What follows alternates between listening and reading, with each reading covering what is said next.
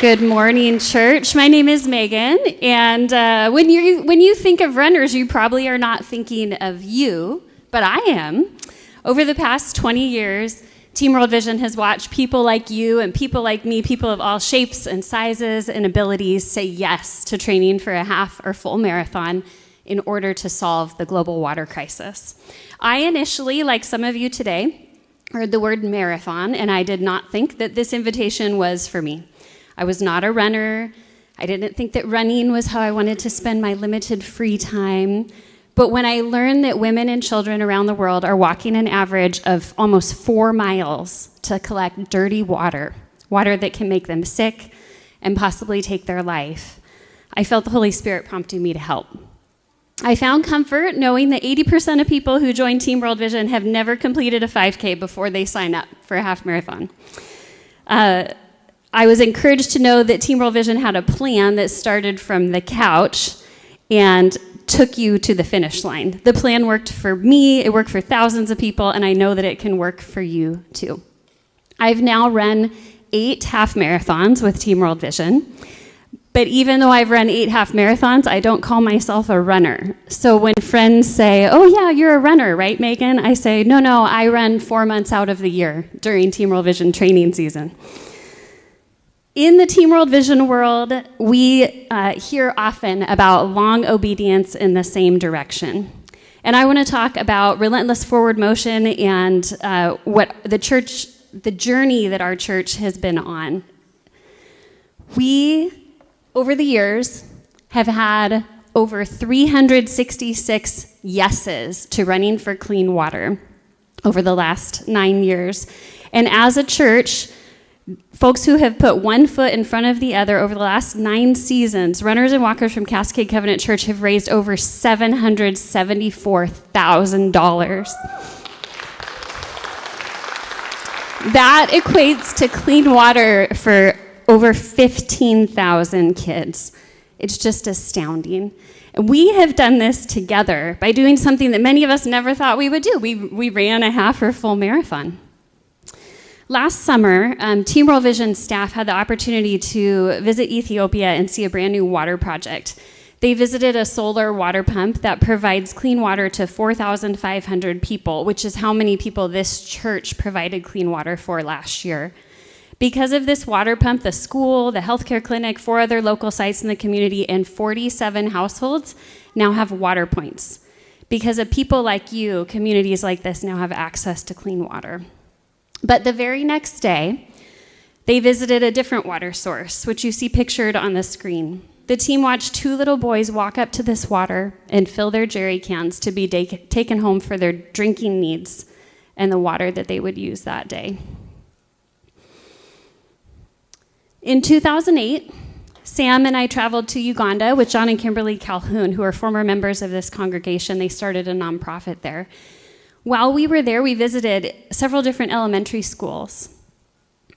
I will never forget the look and the smell of this barrel of water that was sitting outside of one of the schools. Part of the daily responsibility of every student was to bring a jerry can of water to contribute for use at the school. They use this water for cooking, for cleaning, and for drinking. This right here is my why. This is why I run. Fast forward to 2008, I had the opportunity to travel with Team World Vision to Uganda. And in Marangatoon, we visited Stella. So this is Stella. That's me on the right walking with her. We visited her family's closest water source. Before World Vision entered this community, Stella and her siblings and family members made this daily 30-minute walk. It was 30 minutes one way to this small, dirty spring, and it was shared by the entire community and all of the local livestock. Can you imagine cows drinking from and potentially defecating in the same water that you give your children to drink? Me neither. After visiting the dirty spring, it's sideways. Not sure how that happened. After visiting the dirty spring, she took us to one of the community's 3 boreholes. And this was installed in partnership with World Vision. So when World Vision enters into a community, they want the community members to take responsibility too. So all of the families who use this actually pay a monthly fee for upkeep. And the goal of World Vision is not for communities to be dependent on World Vision and dependent on donations. It's to equip them to be independent and to be able to bring health and well-being to their community through empowering the community. So this was one of 3 community boreholes, and it provides clean water to 800 families.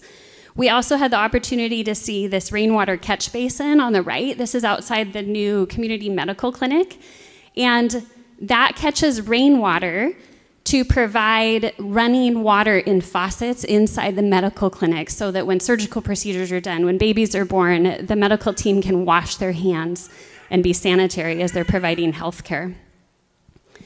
700 million people around the world still lack access to clean water, but World Vision believes with your help that we can solve the global water crisis in our lifetime. This morning, you have an opportunity to join our church in moving your feet for clean water. I can tell you God continues to change my life through this opportunity. I've witnessed countless stories of others experiencing life change too.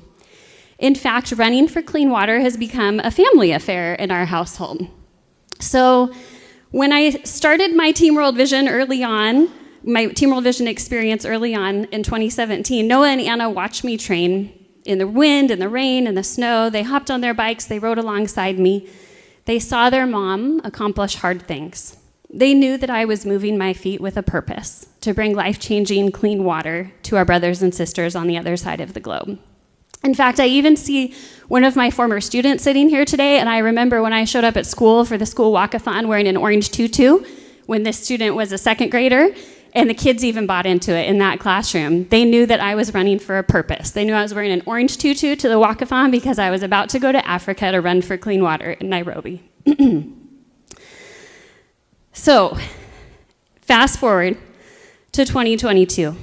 Noah started running with me. He decided to train and complete a half marathon himself. In 2023, Sam joined the crew. And then, this past January, Anna decided that she would get in on the action. We told her she couldn't run a half marathon until she turned 12. So she came up with the idea to do a polar plunge in Lake Michigan in January. Oh my gosh.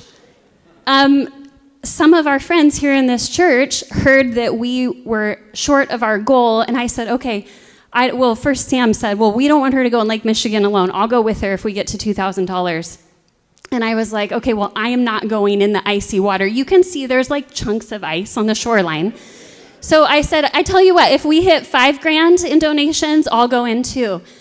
Someone who will remain unnamed in this church bumped us to the $5,000 mark about 2 hours before we were about to go in Lake Michigan, and I thought I was safe. No, I was not safe. So all 3 of us plunged into Lake Michigan together in January. But we did it for clean water. It's for a good cause. A marathon is exciting and challenging, and it's much like the journey that God may be inviting you to embark on today. It's a chance to say yes to something that you might doubt you could excel in or finish.